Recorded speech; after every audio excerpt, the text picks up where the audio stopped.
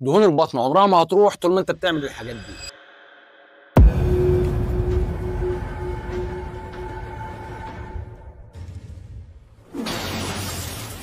لو انت بدأت تلتزم، خسيت شوية، لبسك وسع، الميزان نزل، بس واقف قدام المراية ولسه شايف الكرش موجود، ايوه الجوانب دي بتاعتي انا عارفها. طب ايه، هل انا كده ماشي غلط؟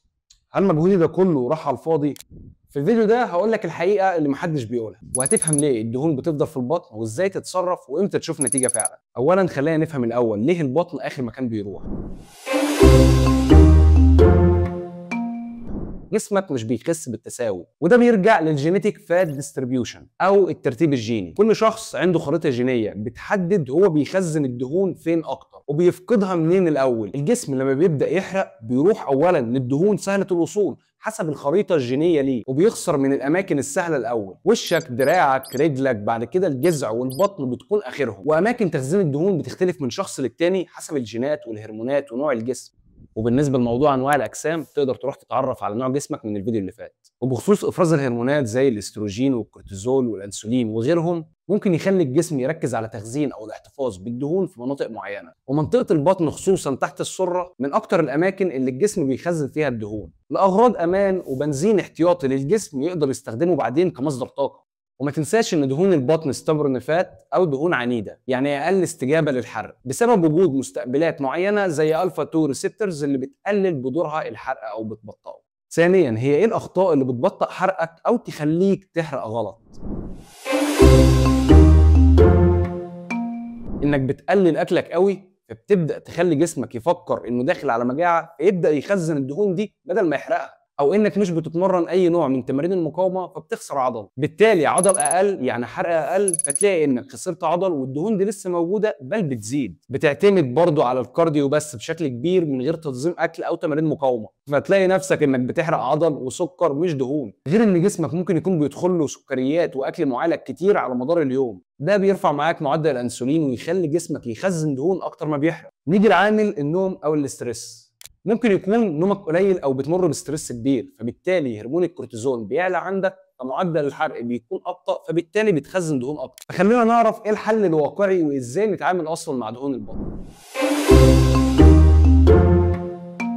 اول حاجه انك تستمر في الدايت الصح، تمشي على دايت متوازن فيه كل العناصر اللي جسمك محتاجها مع مراعاه العجز اللي انت هتعمله في السعرات. النتائج الحقيقيه بتبان بعد شهور مش ايام ولا اسابيع. تاني حاجه انك تزود تركيزك على تمارين المقاومه. تمارين المقاومه بتزود معدل الحرق بطريقتين: زياده الكتله العضليه، اذا زياده معدل الايض. كل كيلو جرام عضل بيستهلك يوميا من 50 ل 70 سعره حراريه حتى وانت مرتاح. يعني لما بتزود عضلك جسمك بيحرق اكتر تلقائيا طول اليوم. الطريقه الثانيه افتر بيرن افكت او التأثير اللاحق للتمرين. بعد تمارين المقاومة جسمك بيقعد ساعات بيحاول يرجع لحالته الطبيعية، وده بيستهلك طاقة. بيتم حرق سعرات زيادة حتى بعد التمرين ب 24 ل 48 ساعة، وده على حسب شدة التمرين. يعني انت بتبني عضلات بترفع الحرق على المدى البعيد وزيادة في الحرق أثناء وبعد التمرين. ثالث حاجة ومهمة جدا انك تزود البروتين عشان تحافظ على العضلات وتزود كمان من معدل الحرق. في دراسه اتعملت سنه 2015 الباحثين قارنوا بين مجموعتين: مجموعه بتاكل بروتين اعلى 30% فيما فوق من اجمالي سعراتها اليوميه، ومجموعه ثانيه بتاكل بروتين عادي 15%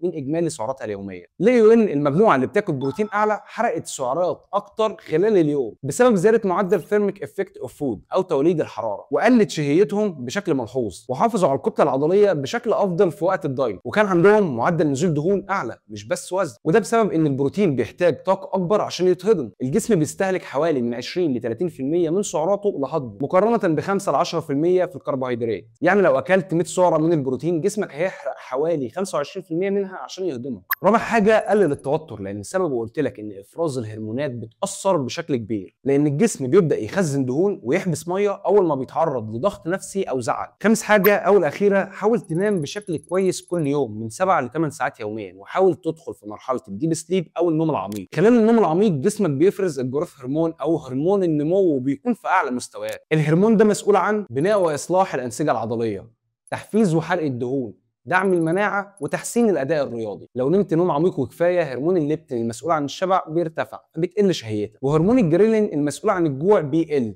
فما بتبقاش جعان طول اليوم. اما لو نومك متقطع او ناقص فبيحصل لخبطه بينهم، فبتحس بالجوع اكتر وبتبدا تشتهي بشكل كبير الدهون والسكريات. الجسم بيستهلك طاقه اكبر اثناء النوم في عمليه الريكفري او الاستشفاء اللي بيحصل لجسمك خلال النوم، بترميم العضلات وتنظيم الهرمونات وشغل المخ او المعالجه العصبيه. معدل الحرق بيقل عند اليقظه بس بيزيد اكتر لما بتدخل في نوم عميق منتظم. الخلاصه نوم عميق يعني استشفاء عضلي اكتر، حرق دهون اكتر، هرمونات متظبطه، شهيه اهدى، اداء اعلى في التمرين. البطن محتاجه صبر وحرب نفسيه اكتر من ان هي جسديه. فلو انت ماشي صح اوعى تبطل لمجرد ان النتيجه اتاخرت شويه. سيب لي في الكومنت ايه اكتر حاجه مضايقاك في جسمك حاليا وهنزل لك مخصوص فيديو عنها. ولو شايف انك بتستفيد ما تنساش اللايك والسبسكرايب وفعل الجرس عشان توصل لك كل الفيديوهات الجايه.